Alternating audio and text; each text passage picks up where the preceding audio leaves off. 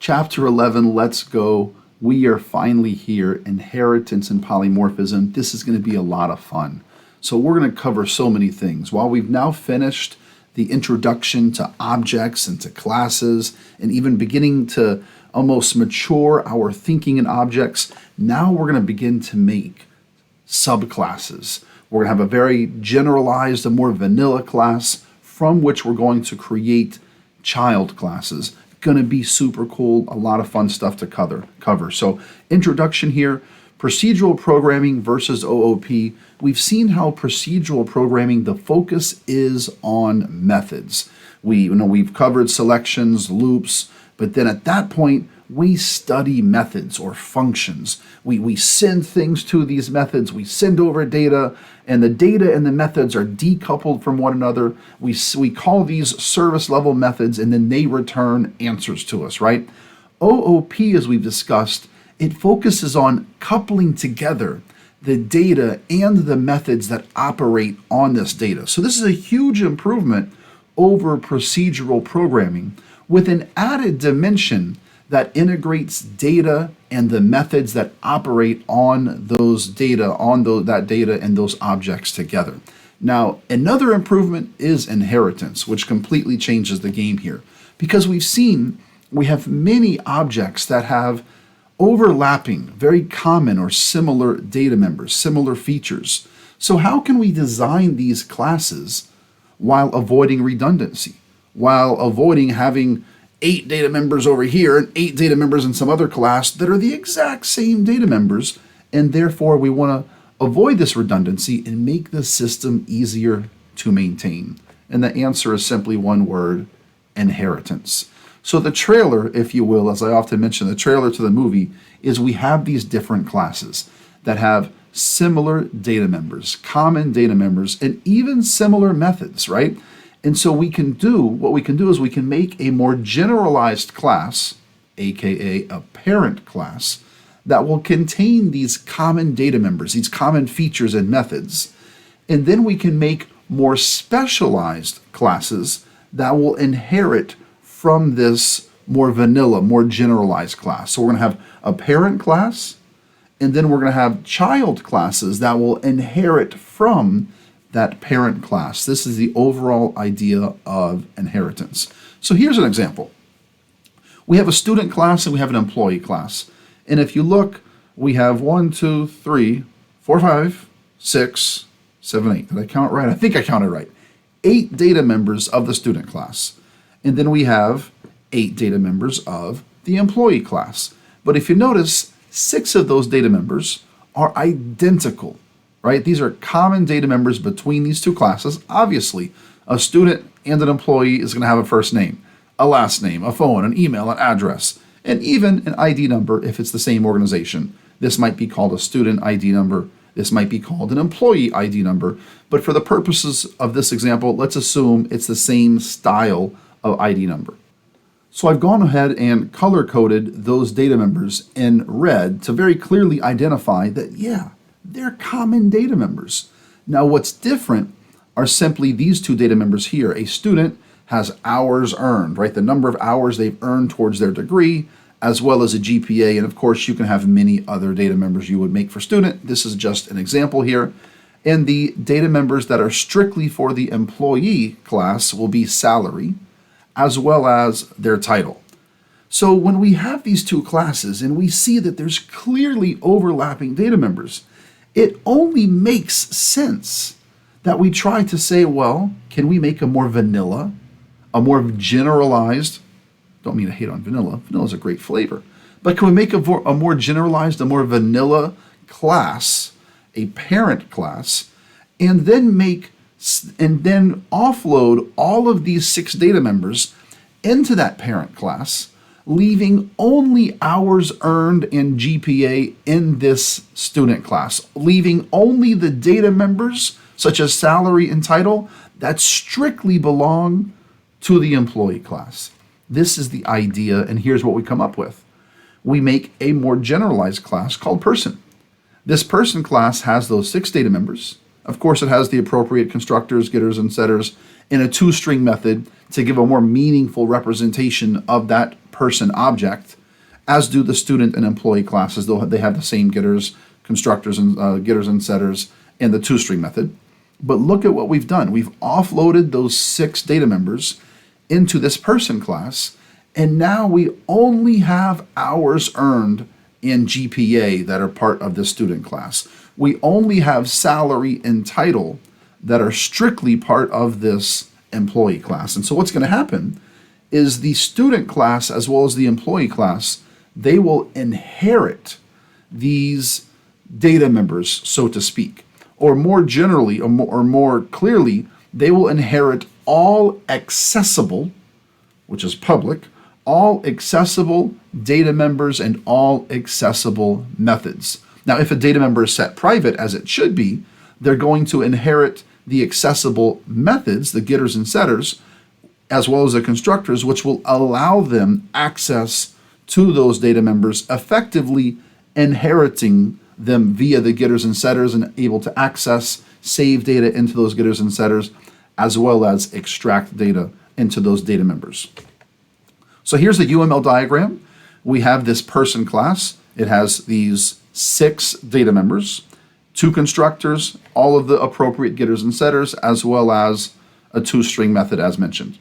Now this person class, one of these data members is in fact this letter A, this data member A, which is an address object. And we've seen this previously, right? So this address object, there's no purpose or doesn't make sense to put these 5 data members over here inside person, because all 5 of these data members together really form an address. So instead we make it become its own blueprint, its own class, and we ship over all of those 5 data members, put them inside this address object, this address class. We make the 2 constructors for address, as well as all getters and setters, and an appropriate toString. So we've seen that. What's new here is this idea that we now have a student class as well as an employee class. Now this student class and the employee class, both of them will be inheriting. That's what in the UML you see these arrows. Both of them will inherit from person class. So person class is the parent class, if you will, and then student as well as employee, those are the 2 child classes that will inherit. And they will inherit all of the accessible, all of the public data members as well as the public methods, in this case the getters and the setters. And so they're not going to directly inherit these private data members because they're private, but they will inherit the getters and the setters, which means within this student class, we will have access to all of these data members via getters and setters, effectively inheriting them, if you will. So the student class only has these 2 data members, and then it has, of course, appropriate constructors. This line should have been a little bit higher for employee and for student, to separate the data members from the constructors, and then both classes have the appropriate getters and the setters. So I've been saying parent class as well as child classes. Well, the appropriate terminology is superclass and subclass. So what is a superclass? The class C1 from which some other class C2 inheritance information is called the superclass, otherwise known as the parent class. The subclass is the class C2 that inherits information from that parent class. And this class is also known as the child class. And through the magic of a pause button, I was able to correct this. So they inherit, C2 inherits from C1. So C2 would now be that child class. You could also call it an extended class, which is really introducing this keywords extends. How does one class in Java inherit from another class? By simply using the keyword extends. Now what's inherited? It's been mentioned already. All accessible data fields, data members, and all accessible methods. A subclass can then in turn add its own data fields, its own data members, as well as additional methods. We also have this idea of what is an ISA relationship. The subclass and its superclass are said to form an is-a or is-a, an is-a relationship. Consider the previous example. A student is in fact a person, right? Obviously.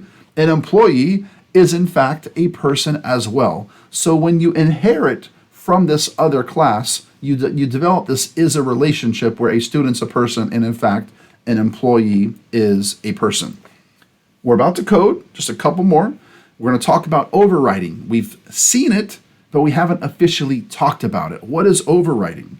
The idea when you inherit a method from your parent class, from a superclass, sometimes you're like, hey, appreciate your parent, appreciate you letting me inherit that method, but yeah, that's not a really good method. I think I can make a better version. So I say here, sometimes it's necessary for the subclass to modify the implementation of a method defined in the superclass. This is officially called method overriding. Now it's similar to method overloading, or it feels similar, right? Overloading is when you have many methods with the same name in Java but different signatures. Well, here, overriding is where you've inherited a method from the parent, right? Because it was a public method. So you've inherited that method. I often say that method is in your pocket. You've inherited that method. And then you're like, yeah, but that's not really the greatest method, parent. You didn't do a very good job implementing it. Or maybe, the parent gave a more general implementation, a more vanilla implementation, a more pistachio implementation. There you go. So we're not making fun of vanilla. A more vanilla implementation. And then you say, you know what? I want to add things to that implementation. I want to make it a little bit better. That's the idea of method overriding. Now, where have we seen this? We've seen it already with the toString method. Because you notice, whenever you try to make a toString method, you'll get this little override suggestion to add this annotation to your code, which is really just a comment. It's a notation or annotation for the developer as a reminder, to serve as a reminder that, hey, this method here was really inherited, but you've chosen to make your own version of that method. Now, I just said that we've seen the example of toString where you have overridden the toString method, but I also mentioned that overriding is when you're inheriting from a parent and you're like, hey, parent, appreciate you, but I don't really like your version. I want to make a different version or a better version. Well, where are we inheriting toString from? That brings us to this, the object class and its methods. Every single class in Java is descended from the object class. There's an object class from which you can actually create objects of type object. Kind of funky, right? Come over here to NetBeans. I have a new project made called Chapter 11. I would encourage you to do the same, pause the video and come back. But check this out. Object X equals new object. That is as pistachio as you get. That's kind of weird. That's as vanilla as you get to make an object of type object. But in fact, you can do that in Java. This is your basic object class that has very little meaningful content, but it really serves as the uppermost superclass or parent class for all other objects that you will create or all other classes. So if no inheritance is specified when a class is defined, the superclass of that class will in fact be object. And there's no need to even type this keyword extend. So I mentioned the keyword extends here, but we didn't actually see it yet. We're about to see it in code. Well, here you see an example. Where do you type extends? If we make public class circle, and we want circle to extend the object class, meaning we want circle to inherit from the object class, we simply type the word extends, and then we type the class we want it to extend from or inherit from. Now, in this case, we type extends object to say, hey, there's no other parent. We just want to extend directly from the object class. There's no need to do that, right? That's the purpose here, is to say every class by default, if there's no inheritance specified, if there's no extends mentioned, it will automatically inherit from the object class. Now, what's the result? At a minimum, all objects inherit from, or all classes inherit from the object class, which means every object you create, if there's no inheritance specified, they will inherit all of the accessible methods from the object class. And the object class has a public toString method. It's a trash method, but it is in fact a public toString method. So if I type right here x.toString and I run it, we're going to get this fantastic result right here. Let me drag this down. We're going to get this result where it says java.laying.object at some address. That's the result of toString. Now, because toString is such a popular method, what happens is Java does not even make you call it. Notice if I just instead print x, what happens is it automatically invokes the same toString method. So you don't even need to make a toString. What if we come over here and we make a new student? Let's make a new class on this little demo. Make a new class called student, or let's call it person. And on this class, let's simply make an ID and a first name and a last name. And we'll copy this in a few minutes as well, so we're not wasting time here. So int ID, string first name, string last name. You can go ahead and make your getters and your setters and your constructors. Insert code, constructor, generate, insert code, insert code, nope. Insert code, constructor. And let's now add, I think I misclicked. Let's add all of them, select all, generate, and then finally right click, insert code, getters and setters, encapsulate, generate. Select all, generate. All right, so here we go. This is our person class. Well, check this out. Now, if I want to come over here, person P equals new person, and I make a brand new person object.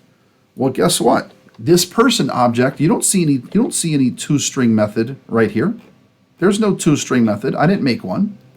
This person class inherited automatically the toString method from the object class, which means I can simply print out p.toString. It inherited that method, p.toString, and I run the code, and what does it print? It prints out the name of the class, which is person. It prints this @ sign, and then it prints the address effectively, let's call it that, the hash code of that object. Of course, I don't need to invoke the toString method explicitly. If I just print out p directly, it will be invoked implicitly by Java, because it knows that when you print p, you really want to just print its toString. That's built in. Now, of course, I could have come over here and I could have made my own custom public. Before I even make the toString, let me just show you that I could have explicitly chosen to type extends object. I could have done that. There's no need to do that. What does it say here? Okay, it doesn't really say anything, but there's no need to type extends object because, as mentioned, if we don't type extends anything, it will automatically extend from object. It will automatically inherit from the object class. But if you wanted to just feel that inheritance, you can type extends object. We're going to get the exact same results here, and this is what we come up with. So finally, if I had made my own toString method, public void toString, check out what happens. Public, not void. That's big brain moment. I love big brain. It's big brain moment to type void when it's returning a string. The very purpose, right? The very purpose of this method is to make a string representation of your object and return that string. So it's big brain to not make the return type actual string. So that's okay. I love it when I do that. So public string toString, it's giving me an error at the moment. Pause and take a guess. What would be the error? The error is the contract is not valid. I'm saying I need to return a string, and it's saying right here, if I come put my mouse over it, hey, we're missing a return statement. So I'm going to go ahead and just type return empty string to make it happy for the moment. The purpose of my coding that is I wanted you to see this. When you put your mouse over here, there's no error, but it simply says add override annotation, and when you click it, it adds this. It's just a reminder to the developer that, hey, this method you're making right here, toString, it's overridden. What does that mean? That means that our parent, which is object, had a toString method, but it's trash, and we are making our own. That's what this means. I'm going to put that on the next line. It should not be on that in that annotation line. So that's what that override means, right? So here we've really seen this previously, but we didn't really fully maybe process, hey, what is override? Why is NetBeans asking me to put an override? Well, now we understand. It's saying put an override to really to serve as a reminder to you that this toString method, you're making your own version, you're overruling would be a nice other word. We're overruling our parent toString method, and we are in fact making our own. So this is the idea. This toString method that is built into the object class, it really gives you this, right? If you say loan equals a new loan object and you print it, you get some, almost useless string representation of that loan object. So usually you're going to want to override that toString method that you've inherited from the object class, and you're going to want to make a more meaningful string representation of your given object. Are we ready?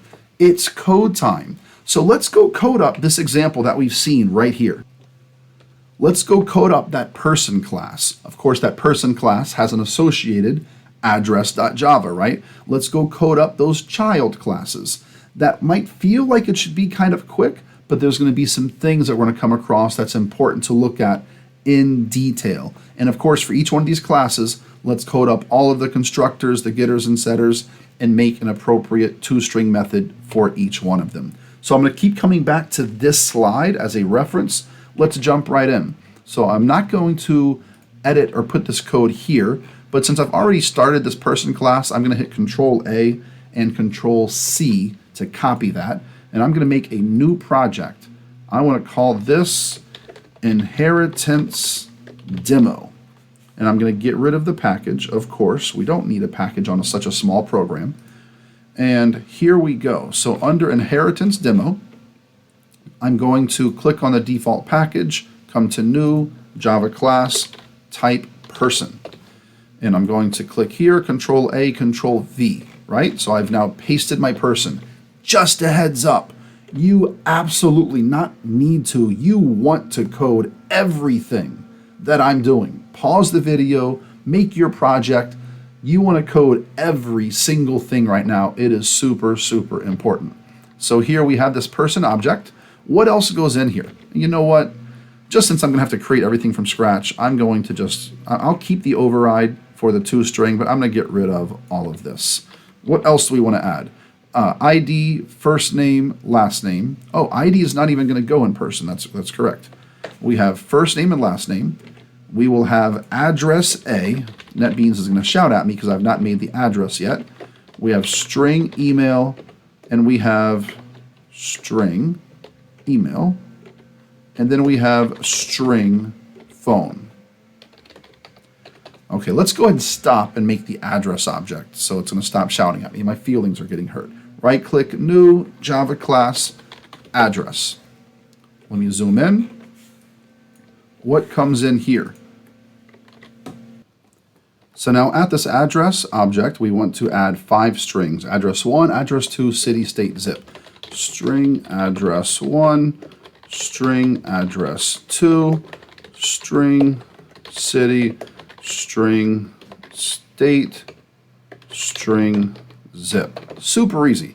Right click, insert code, and let us simply insert all of the necessary constructors. Let's put the noarg constructor, right click, insert code. Let's select all and send over all of these things. And finally, right click, insert code, getters and setters, encapsulate fields, select all, generate. How beautiful is that? It's private, it's ready to go. NetBeans is no longer shouting at me. Let's go. Feelings are no longer hurt. Okay, so what comes next? We've made these getters and setters. No, we have not. We made private string. I'll get rid of the private just so you can see it do the whole thing for you. We've made those 5 data members here, right? First name, last name, a, email, phone, cool. Right click, insert code, constructor, generate the NoArg constructor for person, right click, insert code. Let's generate the constructor with all of these parameters, but that doesn't really make sense because we're not going to send over from main an address object. What we're really going to send over from main is going to be, and I'll put the address at the end. So we're going to send over, so we need to edit this constructor, right? So I deleted this parameter here, address A. We're going to delete that. And what just happened? Why is it twice? Okay, there we go. Back to where we were. I want to delete the address A, and I want to send over now the 5 components. So from main, we're going to send over the first name, the last name, email, phone. We're also going to send over the 5 components. What did I miss here? So I'm looking at this, wondering what I missed, and I think I have an outdated UML on this page. Magic of pause. And here we are back with ID appropriately where it should be here in the person object. So let me come up here and put an ID as well. So int ID. Let me delete this constructor, or I'll delete it. Right click, insert code, constructor, and let us select all, generate. So we're not actually going to send over this address A. Instead, we're going to send over ID, first name, last name, email, phone, and we're going to send over the 5 components from main as well of the address object, which are going to be what? String address 1. Let's come to the next line. String address 2, string city, string, oh my gosh, string zip, string state, string zip. So, and then what we're going to do is, as we've seen previously, within this person constructor, I'm going to invoke the constructor of address. So make a new address object. Let me put that here as well. Make a new address object or by invoking its constructor.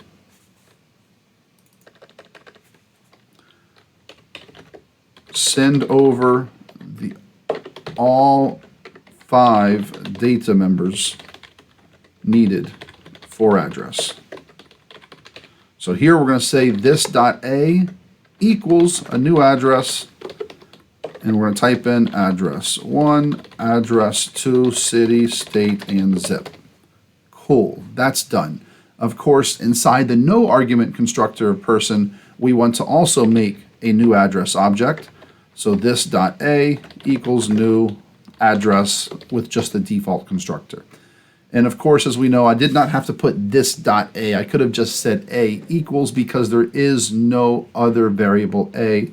But just for consistency, no harm, no foul, I'm going to go ahead and put this. It realizes, regardless though, it's referring to the data member a of this particular person object. Let's now make the getters and the setters. So under here, I'm going to right click, insert code, getter and setter. I'm going to select all, but now let's think this through. Of course, I want it for first name, ID, last name, email, and string. I do want a getter of the address, but I don't want a setter. So I'm going to go ahead and type encapsulate or check it. I'll hit generate, but then I'm going to go delete I'm going to move this down to the bottom. I'm going to go delete the set address because I don't need a set address. Well, we're going to set components of the address, but not sending over the address object. And finally, I'm going to move this overridden toString method to the end. So here, if I set this up correctly, this should be my getters and setters. Up here, I have my 2 constructors. Above this, I have my data members. And then at the very bottom, I have this section I'll call Other Methods. And I'll paste this overridden toString method. Okay, so let's very quickly make this toString method of the person object and have it incorporate the address object. So in fact, I'm going to start over here with the address object. I'm going to come down to the bottom and I'm going to type public string toString. I'd like to make a toString of the address object. So string s equals a new string. Of course, at the end, I'm going to return this string object. And let's go ahead and add on the override annotation. And so what do we want to be inside the toString of this address object? Really, I'll make one line for address 1, another line for address 2, if it exists, if people have an apartment or a suite, for example. And then the third line of the address string will be city, comma, state, space, zip. So here, let's do a s plus equals, and this will be string.format. address colon, and I've kind of cheated and I've noticed I need 4 spaces, so 1, 2, 3, 4 for the alignment to be nice. And here I'm going to put %s new line. And what parameter is going to come here? Address 1. Super simple. So I'm going to take this, I'm going to copy it, and well, first now I need to say if we have a second line of the address, meaning an address 2. So if address 2 dot length, maybe you could say, if it's greater than 0, right? If there is a length of address 2, we need to include an address 2. And so here I need to put address 2, but I'm no longer going to put this word address. You'll see why when we print it. So I want to make sure the alignment is good. So I'm going to paste this underneath. And I'm just going to delete the word address and the colon and space it over so I can see now address 2 will print right here on that second line, but starting at the same number of spaces indented over to the right. So I can now delete this. I only use this line here for the purposes of alignment. So we've concatenated address 1. If address 2 is greater than 0, we've concatenated that. Now finally, we need to concatenate or add on or concatenate on the city, state, and the zip. Cool. So here we're going to take, actually this will be a better line to use. I'll paste this one here, and this is going to be %s, comma, %s, space, zip. So this will be city, comma, state, comma, zip. And that is our overridden toString. It's a much better version of this string, which we'll see when we print it in a moment. Same thing here now for this person object. I need to make a string s. I'm going to ultimately return s. And what an s is going to start out with an empty string because you need to concatenate 2. You have to first create that string you're going to concatenate to. I'm going to paste. Let me start by just pasting this line here because I want to have that label for first name and for last name and what have you. So this will be here, first name. I'm going to paste it twice so I can make sure the alignment is correct. So first name, and now I'm going to delete. And you can see why I put these 4 spaces because I already knew I needed 1 extra space or 1 space for first name. So that was first name. And now we're going to simply do the same thing. This will be here. Last name. I no longer need that for the purposes of alignment. I can see where the alignment needs to be. This is last name. And then, of course, I need to print here. What are the other components of a person? First name, last name. I need the ID, the email, and the phone. So I should have started with the ID, and then I need email and phone. So let me do that. Let's start with ID.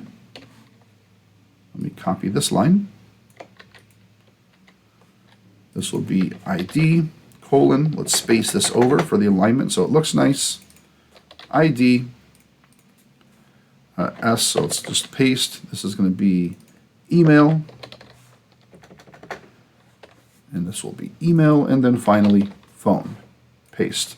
Notice all the copy pasting I'm doing just to make my life as easy as as painless as possible as I go through this process.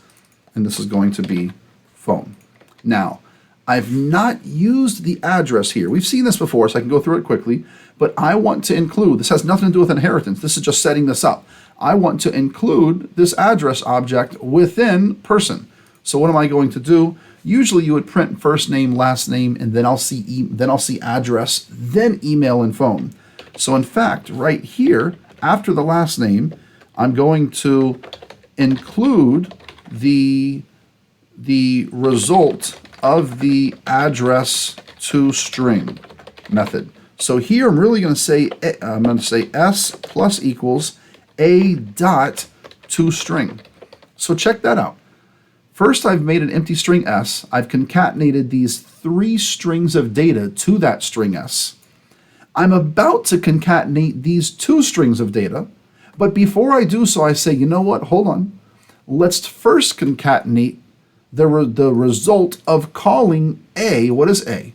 A is a reference to our address object, right? We've made an address object with those 5 components of the address. We're saying let's call A's toString, which is this method. It's going to return a string with these at least 2 lines, maybe even this 3rd line, and we're going to include that string right here within S. We're going to concatenate it to it. So finally, after all of that, let's come over here to our main and let's make a new person. I never opened this up. That's chapter 11. So here is our main. So here, let me just make a new person. Person P equals new person. And we need to send over a lot of information to person. Let's look at the constructor to make sure we get this correct. This is the other one. Let me close that. Here's the person constructor. And what do we want to send over? ID, first name, last name, A, email, and phone. So, and then ID, first name, last name, ID, first name, last name, email, phone, in that order, and then all of these other things. This is what we want to really send over. So I'm just going to copy this to kind of cheat. I'm going to put it over here so I can just look at it. I'll delete it afterwards. So I need to send over an ID. How about I send over what? The ID for this person is going to be super creative 111, first name Carol, last name Danvers, Carol Danvers.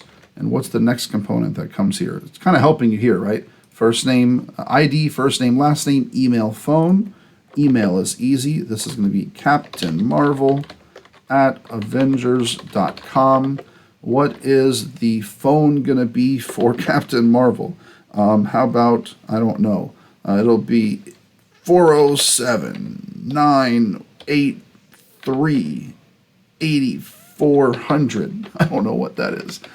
So let's see. ID, first name, last name, email, phone. ID, first name, last name, email, phone. Now we need an address 1, address 2, city, state, zip. So 111 Lake Hollingsworth Drive is the street. Let's put a second address. The second address will be Suite 101. The city is going to be Lakeland. The state is going to be Florida. And the zip is going to be 33801. And what did we miss here? It's not liking something. One ID, first name, last name, email, phone, address 1, address 2. I didn't put a state yet. I did put a state. Address 1, address 2, city, state, and zip. Let me delete this first. Get this out of here. Oh, well, that was it. That was way too easy. Okay, that was weird. That should not have done that, or maybe it should have. I don't know. Because that was afterwards. So I wouldn't have thought that would have caused a problem. But let's see. So I think we're good here. Now check this out. Let's see if we can actually print P and see what happens. Wish me luck as I put on the screen, run it, and there we go, right? We have the ID. This is all just by calling the overridden toString method. I could have done that explicitly, or I can just print out P and I print the exact same thing. Notice we printed it twice. So you don't need to call the toString, it will automatically get done. Now we're not calling the object toString, we're calling our overridden toString that we made for person. And so we see here we have ID, first name, last name. Here is the address component, right, that we saw over within this toString that we made. Here we've included the address by calling A's toString, resulting in all of this output. And then finally we have this email and phone that we've included as well. So that's super cool. Now let's do some inheritance with it. So what we need to do is come back to the UML, and we see here that we have a student and an employee class. Let's go make those two classes. I'm going to come to the default package, right click, new Java class. This is going to be student. And then I'm going to go ahead and open that up, and I'm going to right click, new Java class, and this will be employee. And of course, I don't know why my NetBeans does this every now and then. Maybe yours does too. So you can see that I'm just going to drag this up top. And here we go. So I have this new class student, new class employee. This should be super quick. For both of them, I simply want to delete that trash, as I call it, those comments that are by default. And let's now go make these two classes. Int hours earned. And we have double GPA. And we want to type, well, first, before we type anything, let's pretend we wanted to make the getters and setters and see what happened. Insert code, getters and setters, all should be well. I can click that, I can click encapsulate, and we get this, right? We have the getters and setters. I'm gonna hit Control Z. Yes, I'm gonna approve to undo all of that, because I need to actually do what? I need to type extends person. So now we are inheriting from person. And when I insert my code, let's do the getters and setters. Let's encapsulate. That's fine, right? That was easy. But here's what's funky. And it's going to be the constructors. And this is going to be my getters and setters. So let's insert code at the constructors. Let's do the default no-R constructor. That should be easy enough, generate. But now check this out. When I want to generate my, you should have seen, when I want to generate the other constructor, you should have seen that it looked a little different here. I can select all of these values to be initialized by the constructor. So I can do that. Easy enough. But that's not really what I want. I'm not going to make a student with only hours earned in GPA. Like in my main, I'm not going to come over here and make student s equals new student and send over, yeah, you've earned 60 hours and your GPA is 3.89. That's kind of weird, because then I don't have an ID, a first name, a last name, and what have you. So check this out. And this is going to be getting ahead for the next video. But let me delete this. And what's going to happen is when I insert code, constructor, I'm going to hit select all over here, and then it says which super constructor do you want to use? And I'm going to select this one that has all of the other data members that I will need that will belong to ultimately that parent class. And now I hit generate and see what happens. I'm not going to give the full explanation here. If you want to pause, chew on that a bit, and try to figure it out. But notice we're sending over all of these values. Make sure we send them over in that order, or really I'm going to move the order around. I don't want to put hours earned and GPA first. I'll put those at the end. So no harm as long as I move it and I know I'm moving it. So I'm going to put those all the way at the end. Hours earned and GPA go there. And then notice what happens here. I set hours earned and I set GPA, but check this out. I'm calling the constructor of my parent of that superclass, and I'm sending over those values to that constructor. We're going to go over that detail of that next time, but I just wanted to explain that briefly, so it's weird, but at least we've heard it once. Let's go do the same thing for the employee class. Employee class has a title and a salary, and those are both, that's a string for title, double for salary. We need to make the constructors. Well, first let's type extends so we can say that it's extending from person. Let's make a constructor, right click, insert code, constructor. Let's put the no argument one. Let's also right click, insert code, and let's put the other constructor where we put all of the arguments that belong to the employee, and then let's put all of the arguments that in fact belong to the person. Hit generate, we get that constructor. Let's put this comment here, constructors.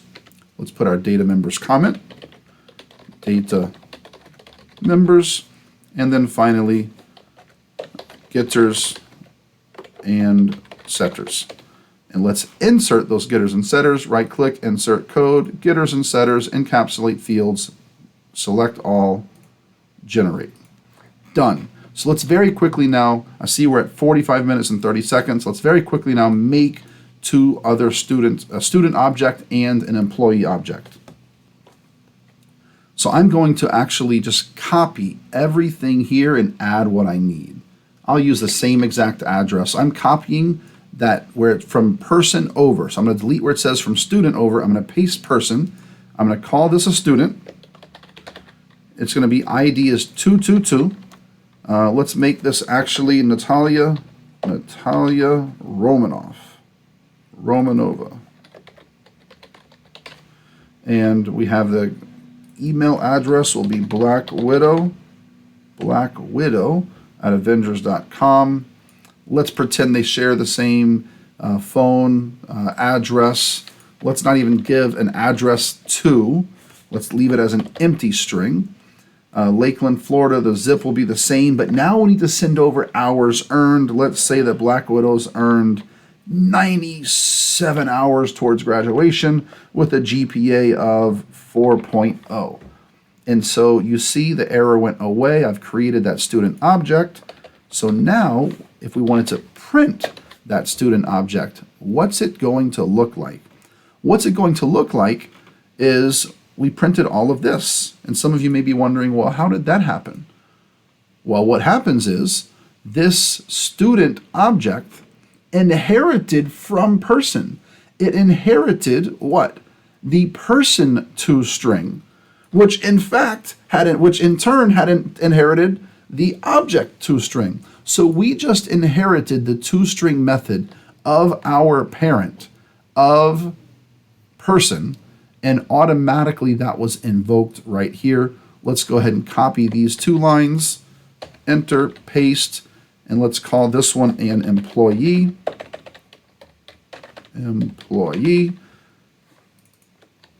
New employee, let's call this E, variable E, and this employee is going to be who.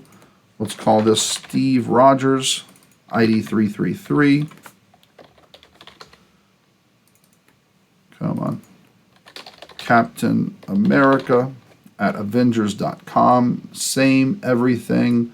Let's give Captain Rogers also no suite, no apartment. And Captain Rogers now, this is an employee. So an employee has a title and a salary. What is title? Title's Cap. What is the salary of Cap? I don't know. Let's give it a $500,000. 500,000 is the salary. And what are we missing here? Oh, I think what we're missing is I didn't reorder employee. That is correct. I did not. Let's take these over. The title and the salary, let's move them over to the end, because of course the constructors, the list of arguments have to match, and that should now be good. In fact, it is, and we've printed, and here we go. We get Steve Rogers printed. This is our basic example. Make sure you've paused that video, that you've followed along, you've paused where needed, you've coded all of this up, because we will be editing this and adding very important components regarding inheritance, regarding calling the superconstructors, making our own even further overridden version of these two strings next time. Make sure you fully have this coded, and we will pick up on the next video. As always, it's been fun. Leave a question, leave a comment. Take care, everyone.